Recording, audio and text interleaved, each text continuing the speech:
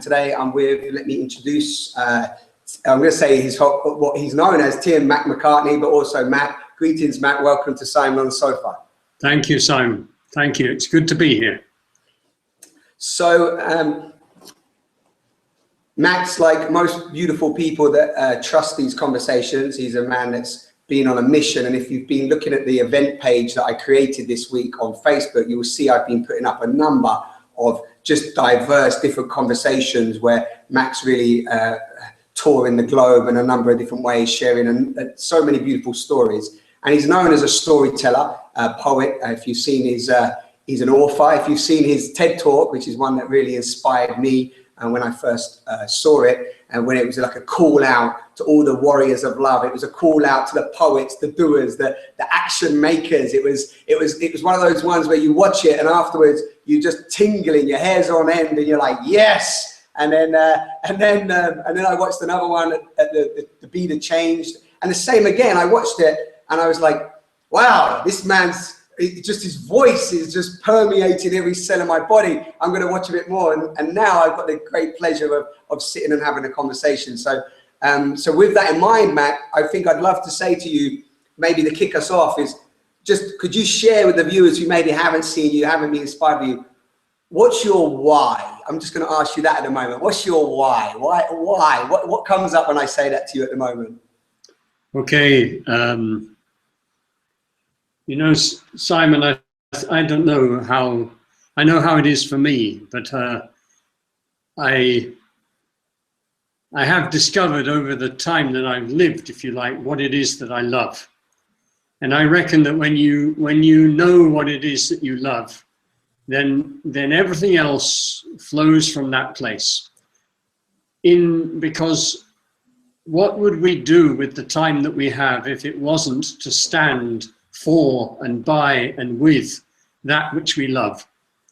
And so the why is because I know what I love, and therefore I could never feel happy with myself or this time that I've been given, my life, if I didn't feel that I was being true to that. And of course, you know, I fall over all the time and I make mistakes, I humiliate myself, I'm you know, it doesn't mean anything about the quality of what I do, but in terms of the why, I do it because I know what I love and I wish to stand by that. I suppose deep down, though it sounds maybe a little old-fashioned, I don't know, but I wish to be an honorable person. And I wish to see my life as being something which holds some integrity, if only in intention, if not always fully living up to it, if you like. Yeah, beautiful. Yeah, and that's actually, it's living by the values of that being noble. And in some of your conversations, I just get a sense of that groundedness in you. And you do tell these real life stories, and also some, well, I don't know, actually, that could be a good question. Most of the stories you do share, even with the Children's Fire and a number of the other ones, I love the Peace Chief Talk and so on. They're real life stories, even the Riverboat Man. This is a real life stories, right? Real stories, yes. It's why, you know, I guess I am a teller of stories, but the stories that I tell are ones, it's one of the benefits of a life not always very wisely navigated.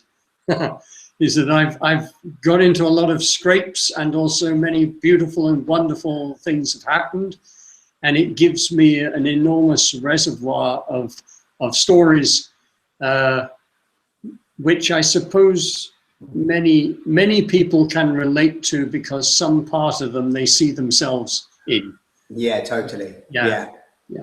Which is. Humans love story, don't we? We love story. That's how we actually identify and feel heard and seen. It's story that really takes us deeper into that place of connection, isn't it? Yes. And I think, you know, story also, of course, there are stories of disconnection, and we, in one sense, we could say that we have been retelling and retelling a story of disconnection, a story of separation, a story that is essentially lonely and life-denying in a way. So you had Polly Higgins on a while ago. You know, somebody like Polly is telling us a new story, or Charles Eisenstein, all these people there. Even your work really is all about the allowing of a new story to emerge. And that I think is so exciting, because that is the story that lives inside the heart of every human being, which is the story of a more beautiful life, a life where we consider ourselves to be part of building something and creating something and enabling something. And that's a very joyful story, very, very wonderful story. Yeah, totally. And it might be nice, because it's going to be a unique conversation anyway, but I'd love to be in this this moment that we get to share. We get to share this hour together. You know, I get to share an hour with you, and in this time, and who knows, we might spend many more hours, but we might only spend this hour. So in terms of where you are right now, and with that story, and with your wisdom, and with where you've been, and regardless of maybe what you've said before, yeah, what are you feeling? What are you feeling right now, Mac, with the way that you are viewing the world and viewing the new story? I'd love to know what's going on for you today and what you're really feeling with all of this. Okay, well, today is very much influenced by where I was yesterday, and where I was yesterday was at a hospital in Bristol on the west coast of England. And I'd gone in there on the understanding that I have a brain tumor that is has caused, you know, some episodes over the last summer, which were quite worrying. And I left the hospital with the guy having looked at the scans and saying that he believes that I do not have a brain tumor, and that in fact it's something far less life-threatening or ominously significant, and that there is no need for an operation, and therefore it's a little bit like the doors opening into whichever way you look at it has got to be the last third of my life. Okay, so I'm 66 now. I have, you know, and how long do I have? I guess we never know that, but it's at least this minute. and it may be a whole number of years going forward. Well, when I left that hospital with my wife and we traveled back to Embercombe, you know, I am just alive to the joy of being around at this time and having something to contribute. And the biggest part of what that is, I think, is just the excitement, the fierce joy of having been born and being alive at a time of such huge significance, when everything is possible, and so I just love that. I love it. You know, we're also, you know, it's dark now. It's 5 o'clock and it's dark. And so this is the dreaming time. We're entering the Black Lodge season, the time of dreaming in this country, the time of dreaming, the time of going inwards. And I love that as well, because that means I go back to my writing, and I go back into that sort of throwing the bucket down the well and hearing it as it spirals and rattles and bangs against the sides and goes down and down and down and down and down, until finally in the far distance you hear as it hits the water. And then I start the process of dragging, you know, bringing the bucket back up and finding out what's in it. So this is the next few months really of writing and seeing what is present at this time that I can then share again. And also if you ask me what's happening at this time, you know, we've just had 2 visitors here at Embercombe who are doing amazing work in the world, in the Amazon. And I just love that as well, you know, that one moment I'm doing that and we're walking through the cold north wind and rain, and then I'm sat down and now I'm chatting with you and with all these other people, whoever's watching. Yeah. So what's with me is just a very open-hearted, great feeling. And I know that when we finish, I go down the hill and through the rain again, and then I take my boots off, hang my coat up, walk into the living room, and there'll be a wood stove and blazing fire, and there'll be good food. You know, I mean, it's pretty good, isn't it? Yeah, it's pretty beautiful already, right? Yes, exactly. Pretty beautiful already. I'm happy about that. Yeah, and I can feel that gratitude, and it's actually that's such a beautiful. You just share what you just shared. I just feel the whole dance of life and death right there, the whole of it, isn't it? You know, you in the hospital, the potential of, okay, it could be, could have been a big operation. You got so much. We have the ability to connect in so many different layers now, in so many different ways. From you're writing. I know you have a number of books in the world. You're on videos. You're touring around.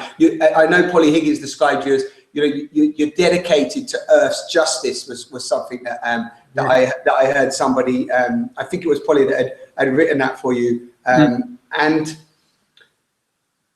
I think that maybe that leads us in lovely to.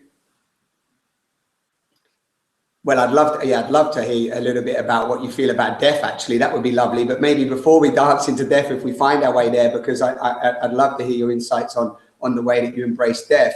But maybe for people viewing and for the live viewers, I just want to acknowledge you. But you mentioned Embercombe, and I know that it's a beautiful piece of land that I believe. You can tell a story. But was it a man met you, had a piece of land, loved your vision, and said, hey, this land could be there for you, and then you started? Do you want to tell a little bit of story about Embercombe so that we can share that message with the world? Sure. I mean, it was,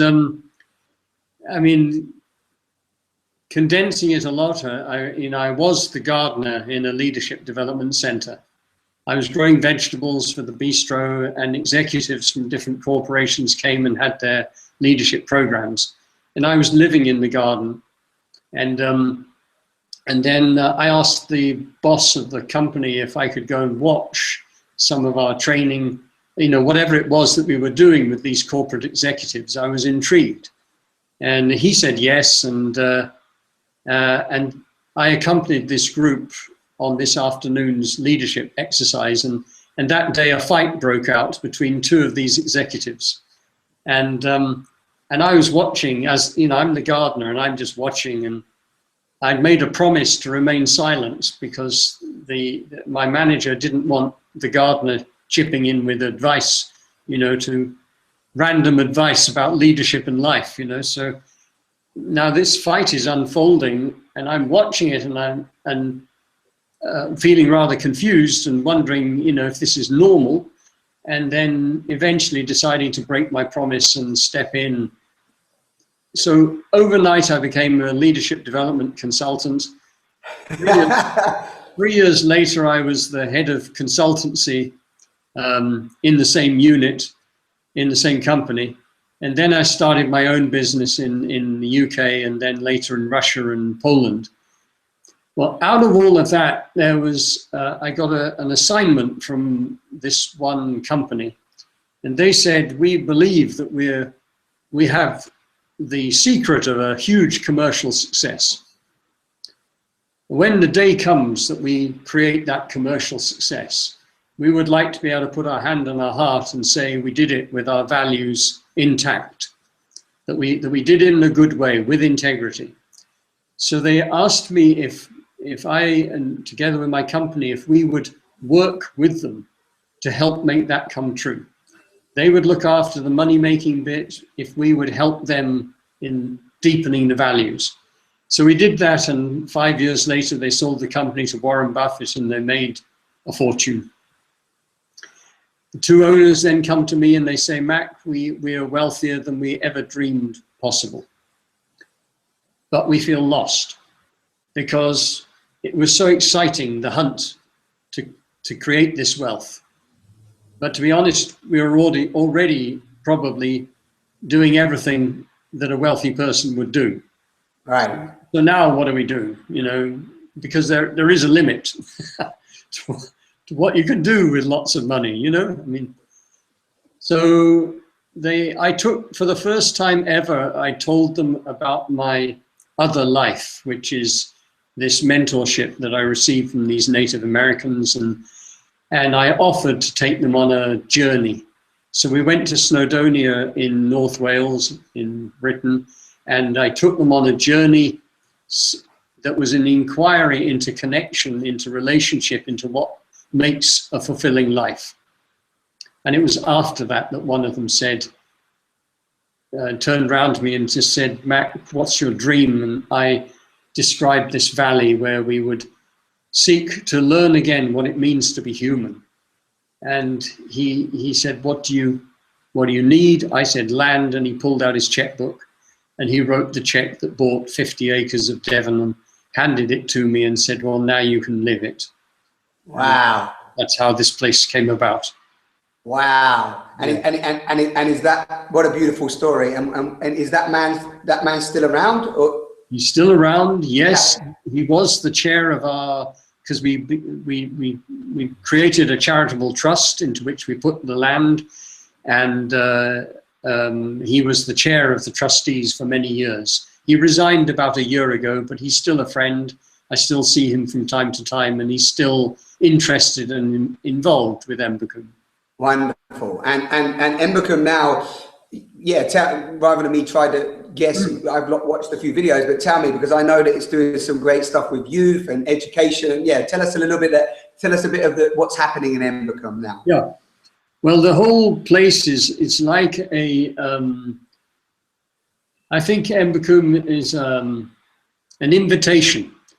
It's saying to people who come, you know, this extraordinary world, everything that you love, everything that you consider beautiful, everything that you invest your time in for the future, say, of your children, your grandchildren, or your lover, your whatever it is, you know, everything that is there, it is not guaranteed that it will still be there tomorrow or the day after or in generations to come.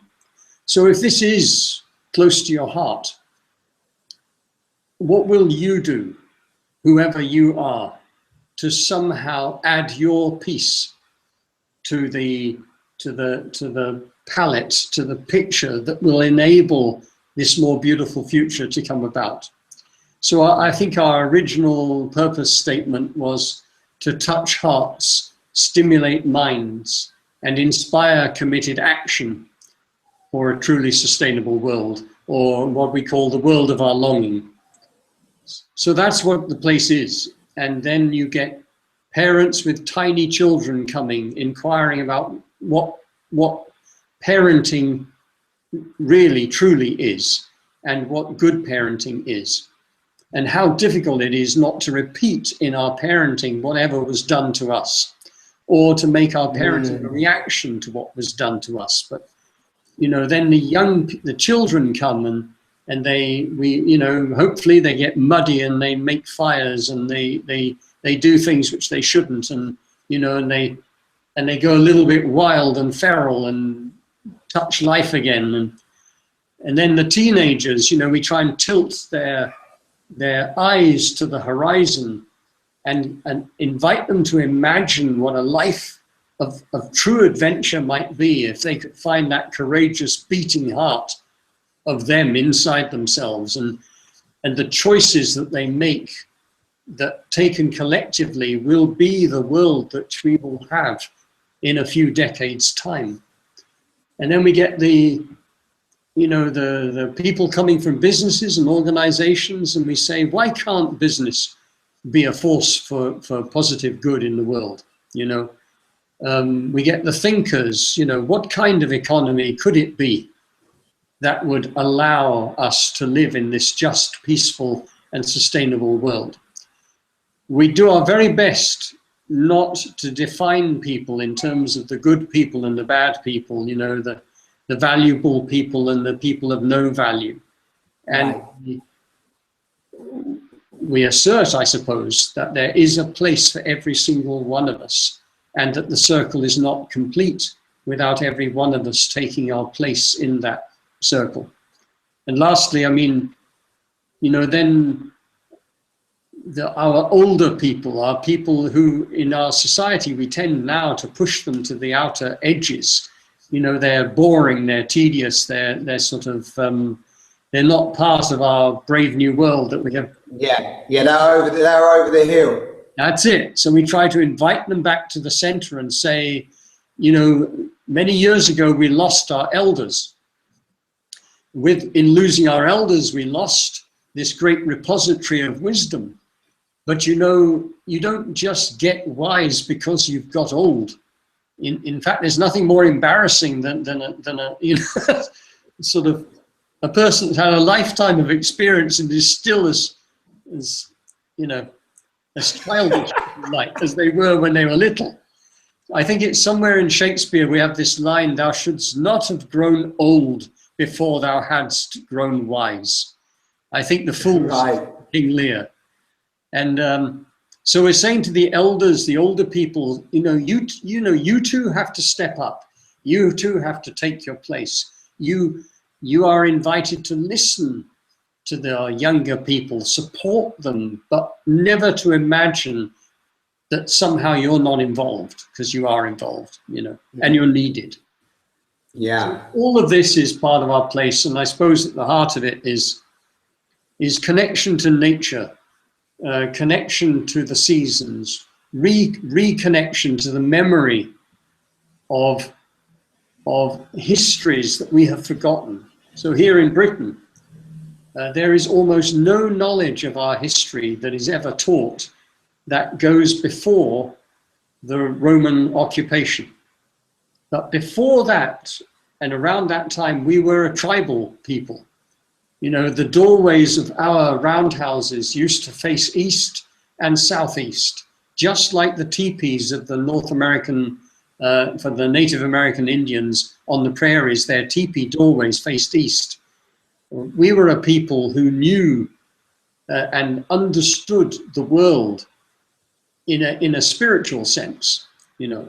And we were still human beings, so of course we used to go and steal each other's horses and do all the stuff that, you know, people do. So I guess we were never, it was not a perfect time, but we have lost, there's something we lost, and we can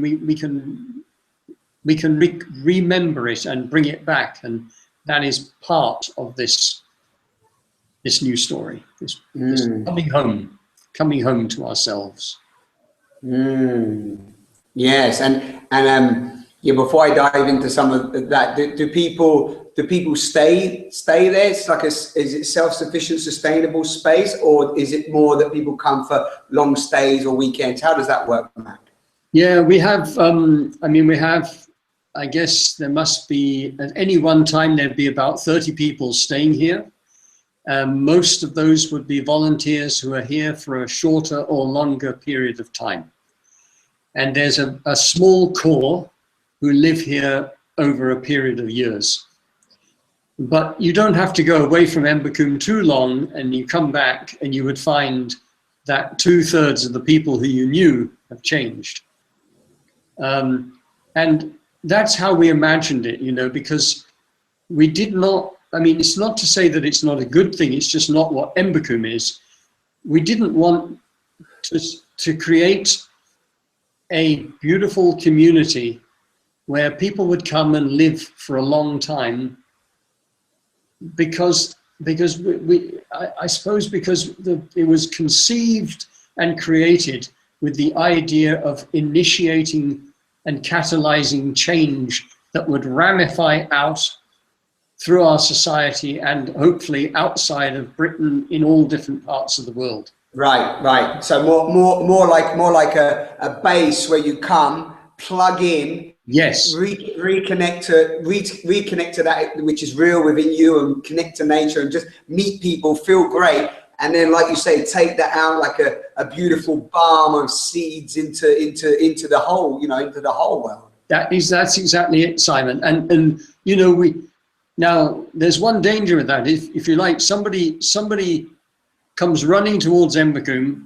bursts through the gates, and suddenly just sort of lets their breath out and takes a massive inhalation of air.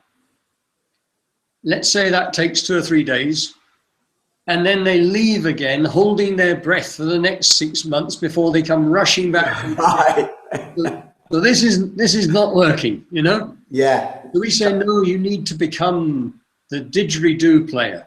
You need to learn to breathe in the way the didgeridoo player does. So you can go to London, you can go to, any part of our world, city or country, and exist in some kind of self-sustaining place. It's not that you can only touch your heart when you come to a place like Embercombe, or you go to some other beautiful place. Exactly. That doesn't work. No, and actually that's a really beautiful place to come to, because at the moment in the world, as we know, and many of the viewers have sat on the sofa and looking at Charles's work, or Polly's, or Jonah Macy's, or whoever's out there, doing what you invited people in your talk to do, which is speak about that which we love, and we know as well. We both know. I always love this part in. Charles mentions this many times as well, and I always say is that it's not just about those that are necessarily even out there in the mainstream who are speaking out. It's all about the people that are, sort of not even interested in being seen or known, and they're working at this, and they're really embodying it, and they're being it, and they are living the change and being the change. Yes. But I feel at the moment there's so much uncertainty, and we're in that space in between stories that we're both speaking about, and people are a little bit lost and confused, and then they go into these sort of pockets of community. There's different communities. Some have been going for many years, and like you just beautifully described, you might find Embercombe and you might think, wow, and that's great. And exactly what you said, you see it even in 1-day events or 2-day workshops, or I hold retreats for 7 days and people come for 7 days, and almost some of them, they want to go back, but within a week of really connecting to everything that they've done, and maybe leaving with some good intention and so on, they're just straight back in the old habits. Yes. and then what happens is that then, like you said, it becomes this, I need to disconnect from this so-called, whatever, let's call it the slightly not so beautiful world that we sort of co-created. Yes. And then they don't know how to implement it day to day. So I think what you're pointing to there is really beautiful, and maybe it would be lovely, because I know you've spent some time with indigenous tribes, and you've had your own sort of initiation and ritual, and I know I've seen some of the pictures, so I know you do circle work, and what's your sort of, what do you normally say to these people that are going back into that environment, or even that are out there right now that don't even have a space like Embercombe or community or even like-minded people around them, but they feel that inside them, they feel that necessity to create something, more beautiful? Well, there are no quick, I don't think that there are any kind of quick, simple, easy ways. So, but nature exists everywhere, and we are nature anyway. We are part of nature. So even the way we speak about nature as if she is separate is crazy. It's a form of insanity in a way, or hubris, that we imagine ourselves as separate.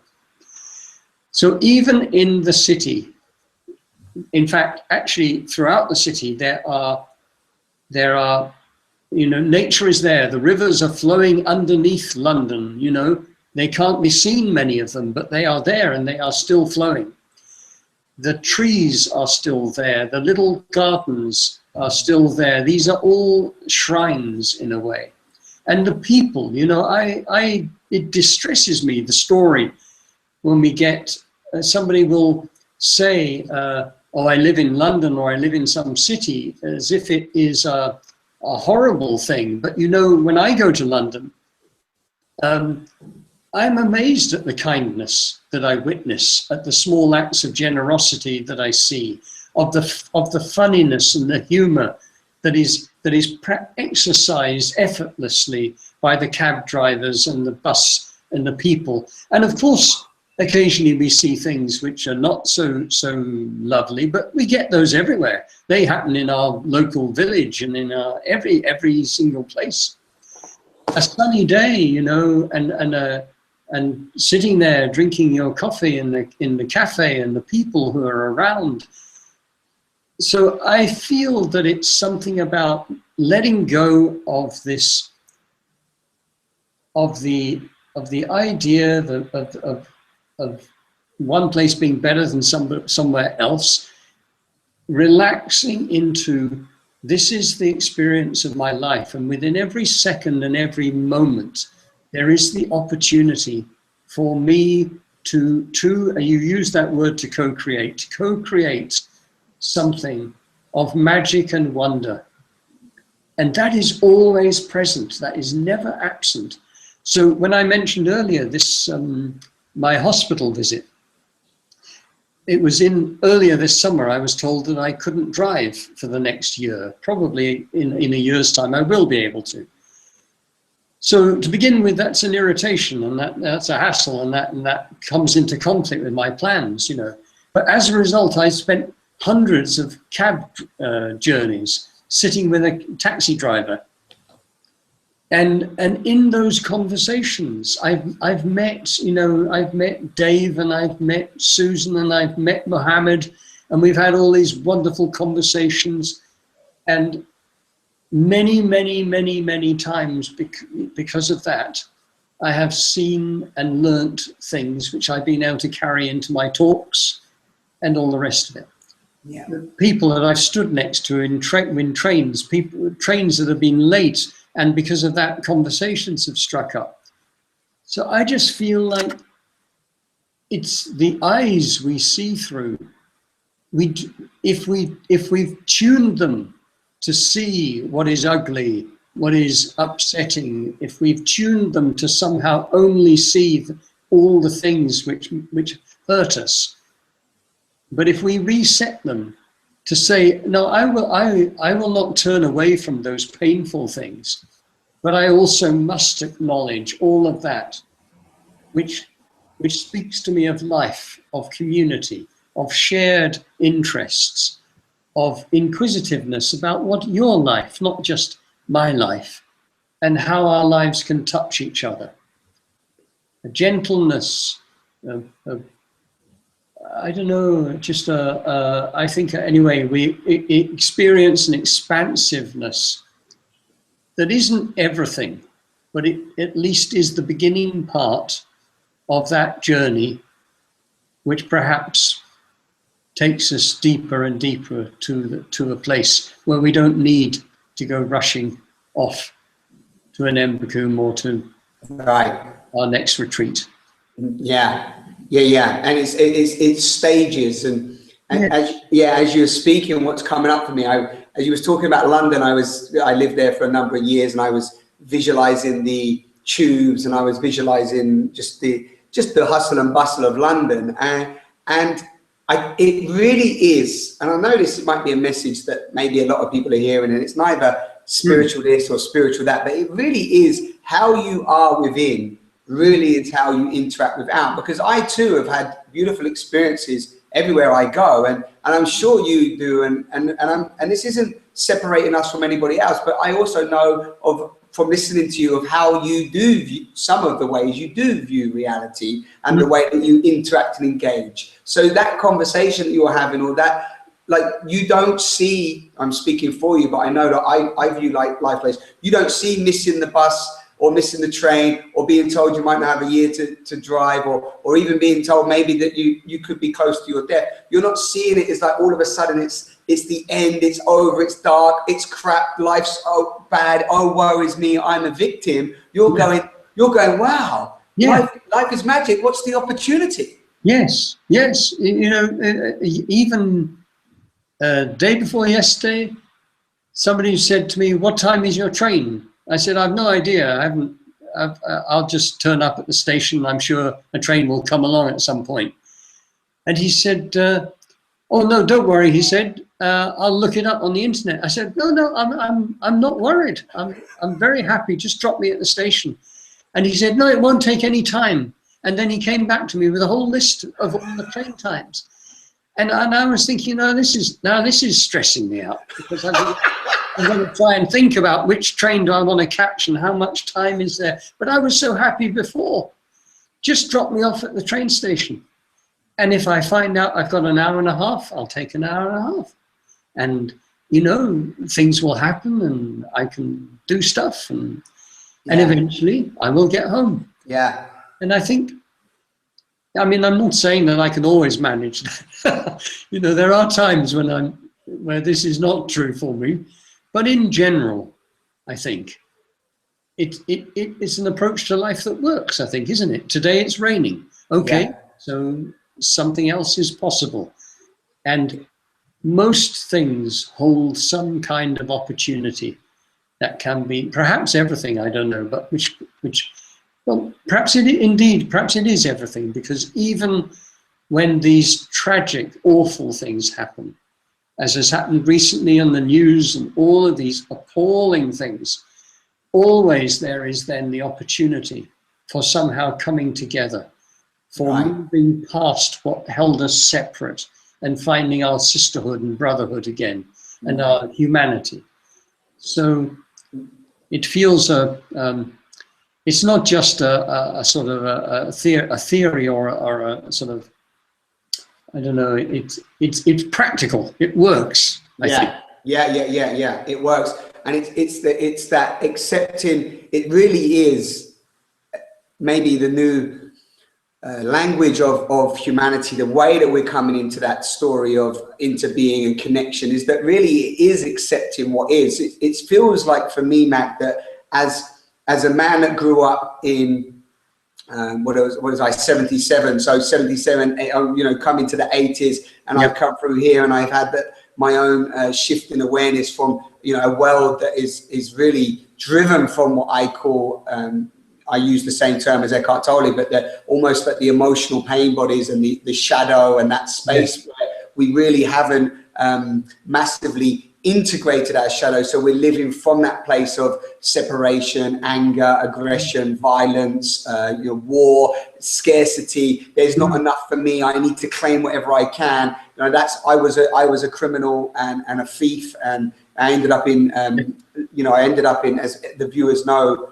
a little bit of my story, and I ended up in jail at a young age. And even in that moment of being in jail, just for those short few months, that was a real, you know, that was a real choice point. And I'm not saying that, excuse me, jail and crime, because I believe I'm a little bit like Polly Higgins believes eradicate ecocide, or at least that we don't need ecocide, and I'm a little bit like eradicate crime. I truly believe the more that we love ourselves and awaken to how we're all connected, it's abundant, it's beautiful, like you said, and nature is everywhere. I really don't believe that there's any reason to steal off anybody. I truly don't believe it's needed.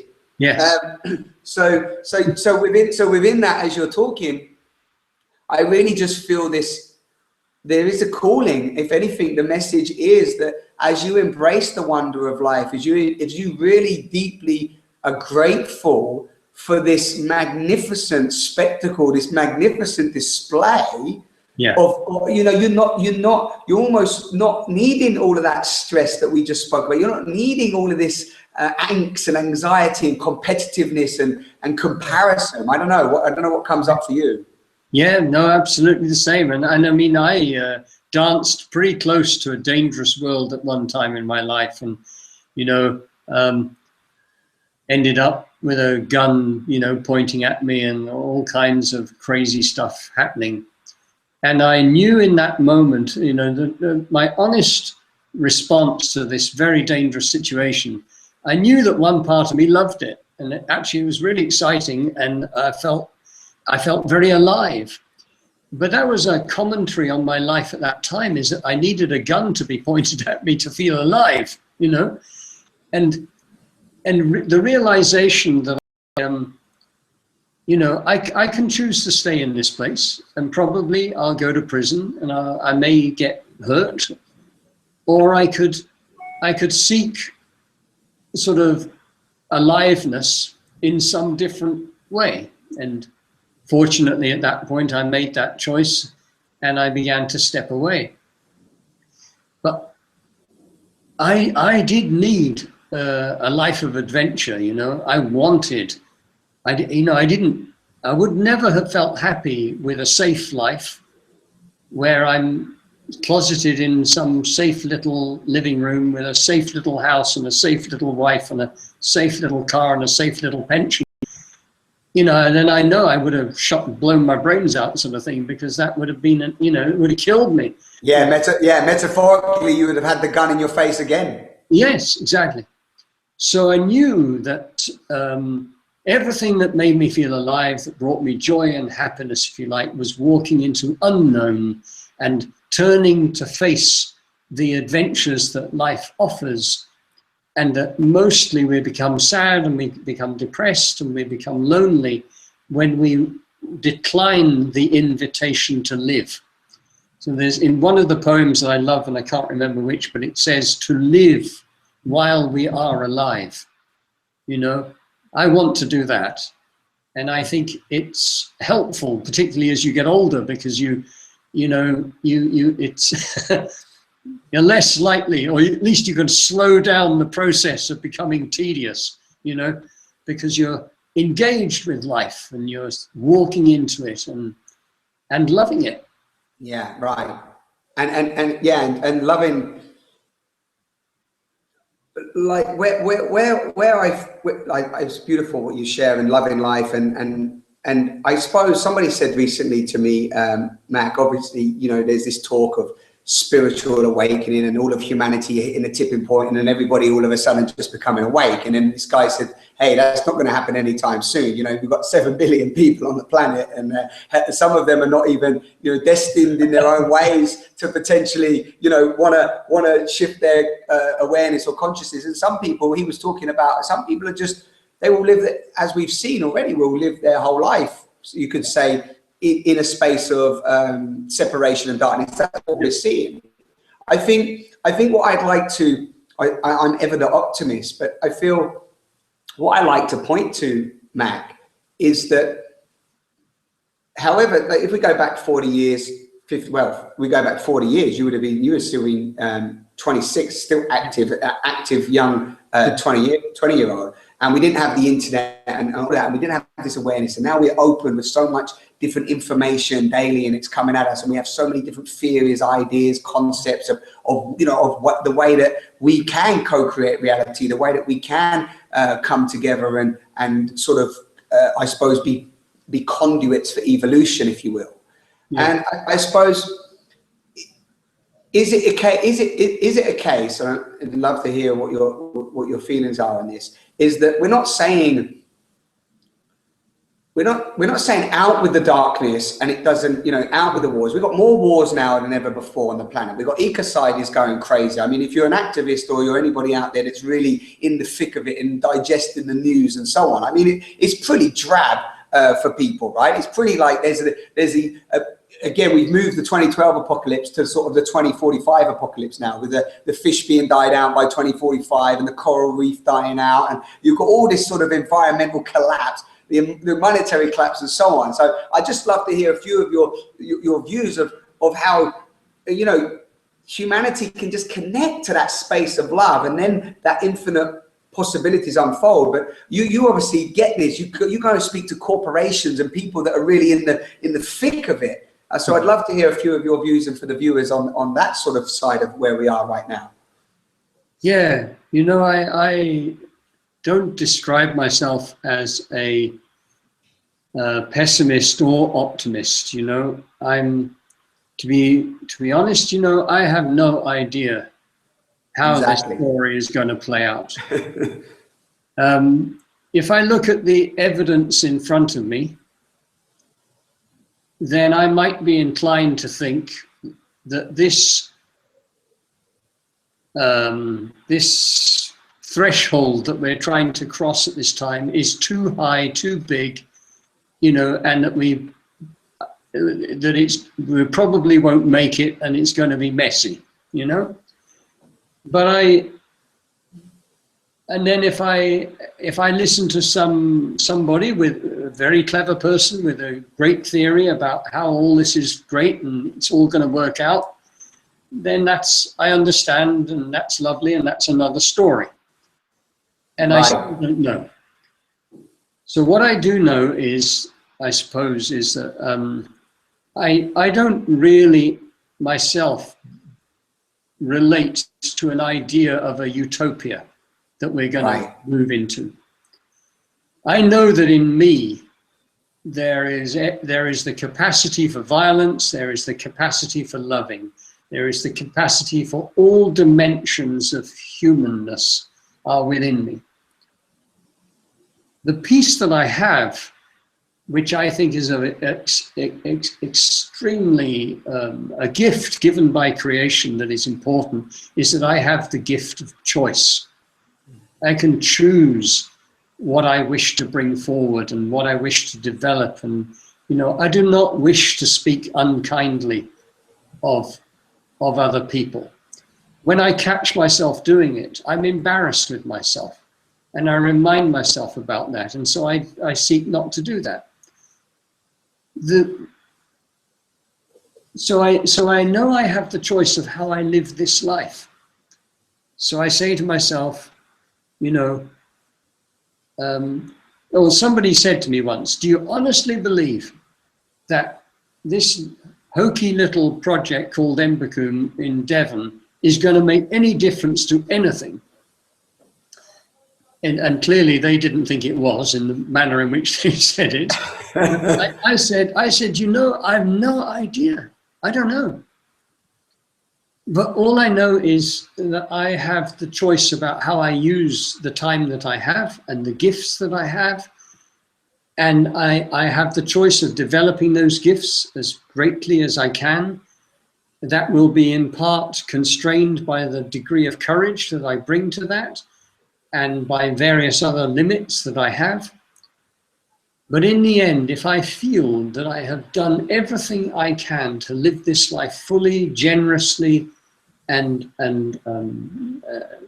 humanely, then that's it, you know. And what will be written on the last page will be written on the last page. But that's, you know, I will have done what I can in the time I have. And is that joyful enough? That feels joyful enough to me. But it is part of the challenge of being human that, you know, we find terrifying, you know, when we see the cat kill the mouse, and we find it horrifying.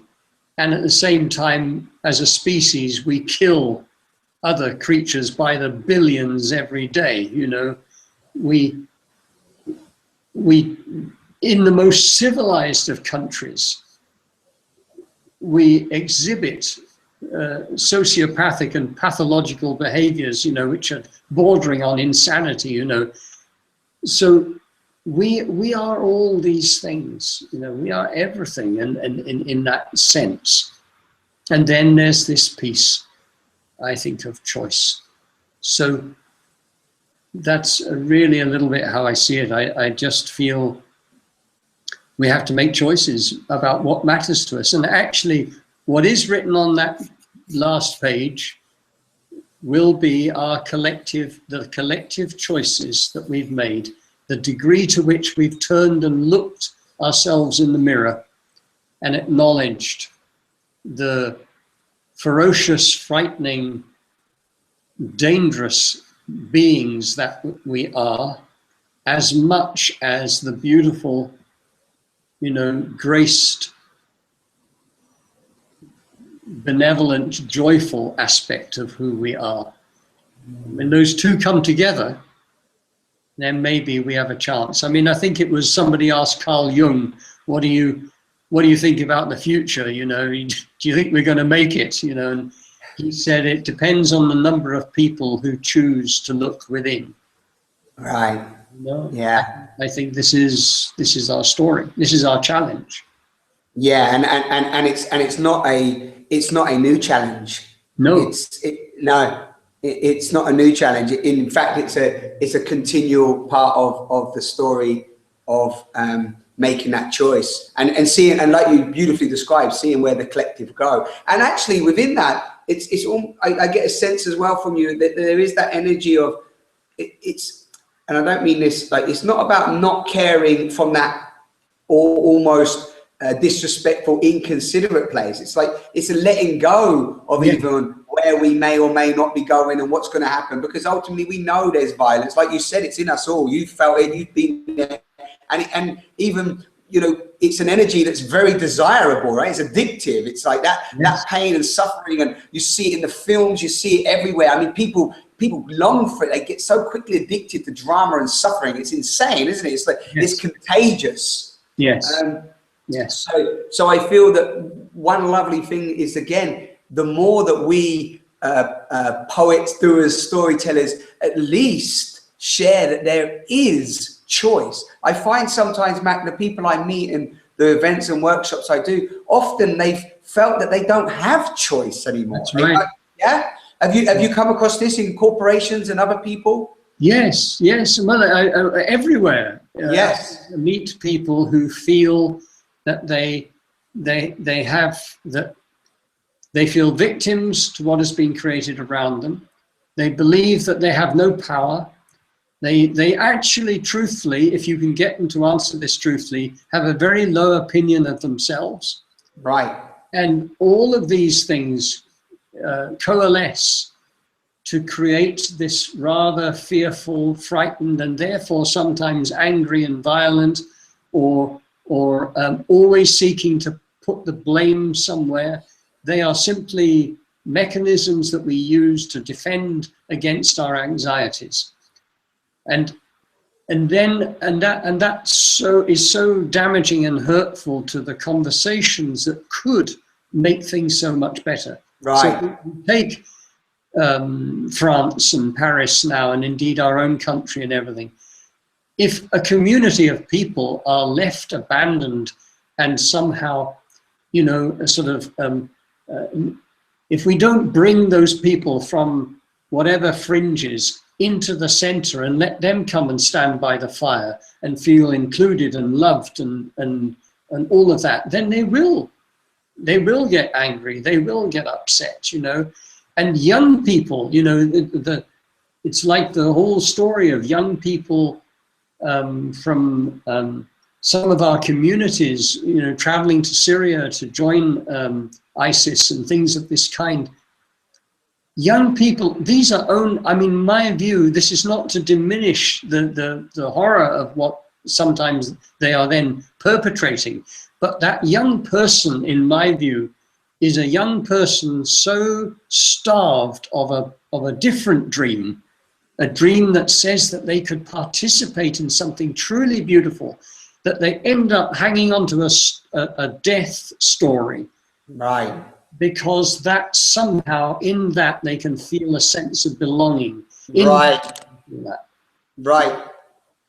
Carry on, don't let me stop you, because that is it. That is the looking, seeking for that connection, that love that you described at the beginning of the conversation, which is always beautiful how we sort of go full circle, but that longing for love and connection and just to feel that they are part of something and belong to something, but then get so distracted and deluded into something that's then going to create harm on that which you wanted connection to. Yes, exactly. I mean, there's another thread on this, but some years ago, I had the honor of going into a high security prison in South Africa and meeting these 30 women who were all in for murder. You know, and my feelings as I walked along that corridor with the guards calling out and the doors slamming and the grids and the locks and all this stuff. And I don't know what was in my imagination, but I imagine they'd be huge, these people, you know, and mean looking and all the rest of it, you know. Finally, the door opens and I go in, and it's this little group of broken people who have taken hours trying to make themselves look good because they haven't had a visitor for a long time and they wished to sort of be beautiful, you know. And we spent a day in conversation with them.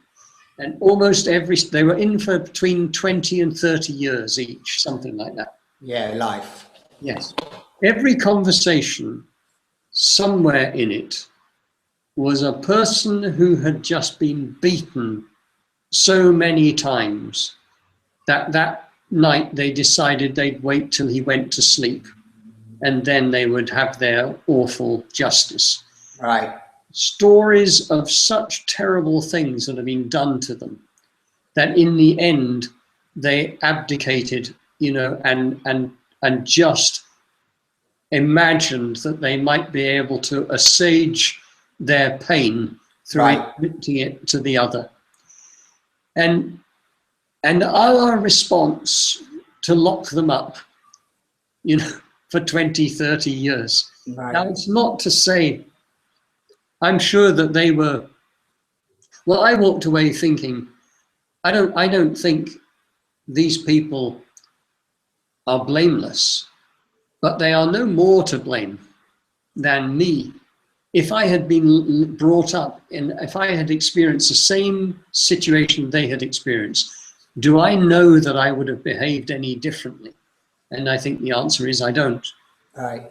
So somewhere in this is, as a society, how can we begin to meet our own shadow, our darker aspects of our society, and understand that when we educate children, children are beautiful, children are lovely, but William Golding didn't write Lord of the Flies for no reason, you know. He understood another dimension of childishness, you know, and therefore we need to educate to whole people who understand their difficult feelings and know how to manage them, people who grow up feeling good about who they are.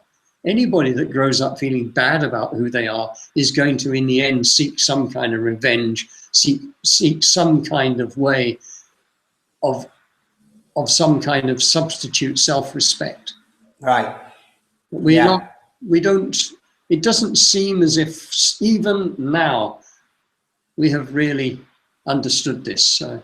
No, I agree. Yeah. Yeah, it's sometimes, even with what we see and we get the opportunity to see and we see the violence. As you're speaking, I have had this vision in my mind for the last, I don't know how long now, maybe 6 months or a year, of these beautiful beings, these women in India who men are just pouring acid in their faces because they're women. Mac, yeah. I know you've probably seen this, and I've tried to just, you know, again, I'm constantly sitting in meditation and sitting with that and feeling that shadow of myself and how that violence can be there, and I'm constantly like, at what point it's almost like the depths of darkness. It's not even worth trying to understand the depths of darkness. They are just that dark. You know, you can't grasp them because we can see what the results of them are. Yeah. But however, again, I do feel that as we really do, if wherever our evolution takes us as humanity, if we have the opportunity to give, like you said, our children, if we as role models, as we as human beings, as we as men and women have the opportunity to say, hey, we're going to educate our children to understand rage and anger and this idea of loneliness and separation and like you beautifully said, this we don't need to blame and have resentment and what's the word when, like you said, just needing, like those women that you spoke about in jail. I mean, that was their only way for freedom, right? Yeah. That was their only way for freedom, because in that world, like that pathological, insane world that they'd created, that box, that cave, there was only one way out, was to kill the perpetrator, right? That's right. And in some way they did find freedom. because now they don't get beaten. Yeah. And they have a community and they live and they have a life. Yeah. But it feels a very inadequate response on behalf of society. But if I can just mention this, Simon, as well, I mean, I've spent the last week in the company of 2 Native American friends, and one of them was speaking about how they're bringing back a rite of passage process for their young people. This is in the face of escalating suicide within their young people populations. But one very hopeful piece was how they are educating the young boys, the teenage boys, about women.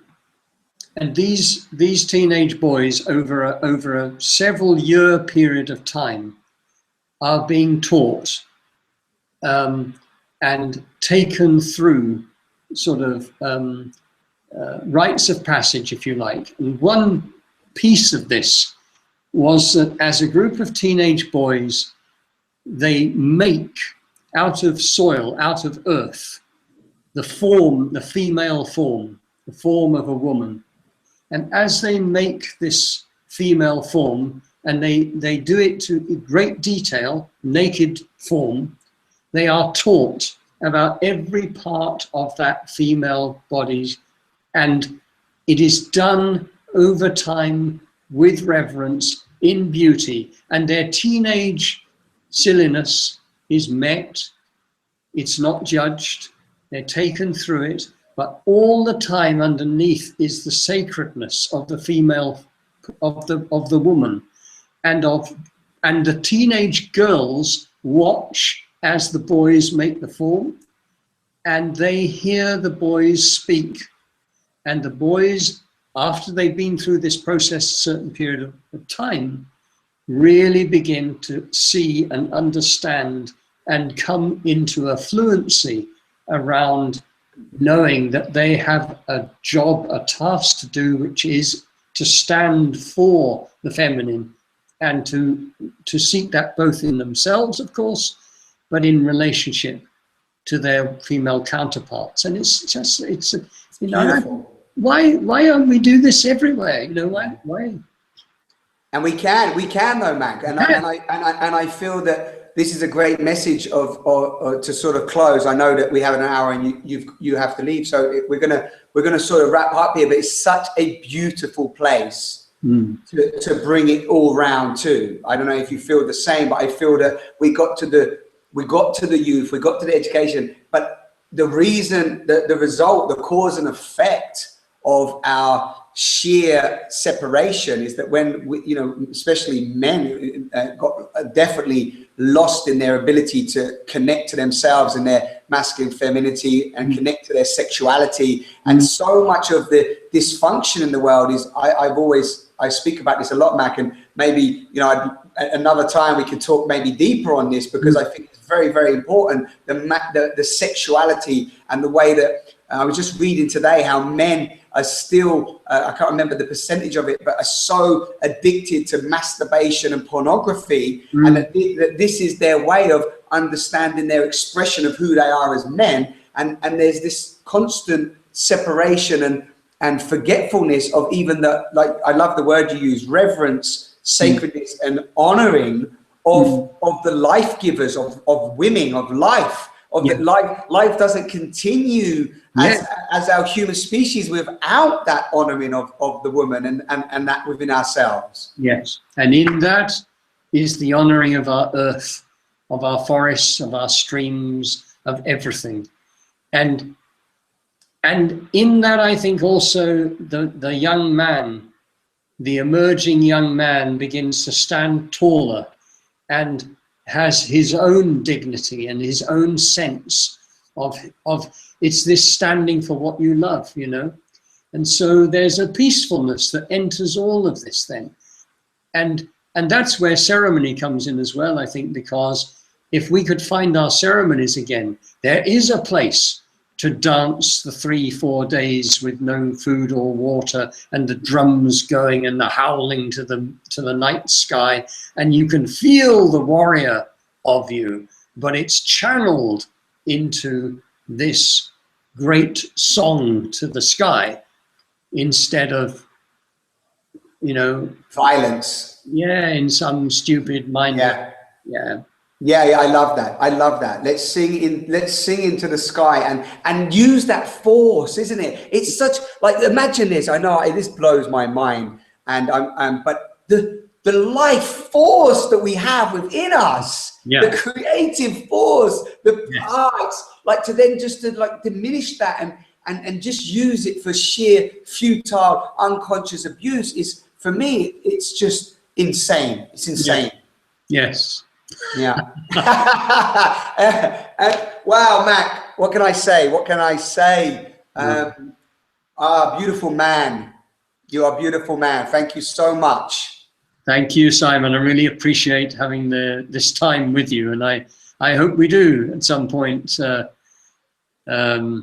continue or take another thread on this, because that would be great. Yeah, that would be absolutely lovely, absolutely wonderful. Thank you. I just want to say thank you for your time as I get this opportunity to be with you, and just also thank you for your contribution. And I know you're a humble man, but I really, everything that you've brought to me and inspired me with, I just really want to thank you as I get to almost in person, but virtually on this beautiful platform that the satellites and whatever has given us the opportunity to connect. So I want to thank you personally, and I'm going to, just continue to enjoy, and I'm going to continue to do what you say or invite, which is to speak about what I love. And I invite the people out there, Mac, listening to us live today. Thank you, the live viewers.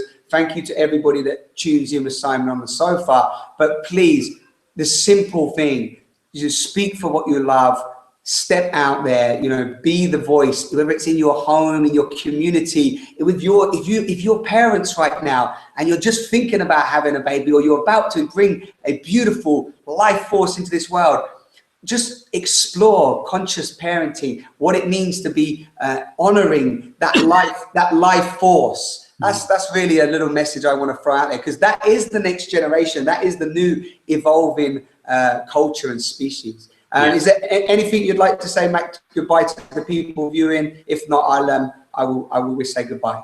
No, only that I really appreciate all those who've been watching. I feel I can feel, I don't know, I feel them. I feel you out there, and we're on a journey homeward bound, and it is very important that we link hands and that we walk together. So I have this feeling, that's the thought that I'm taking away with me as I go down the hill to my home.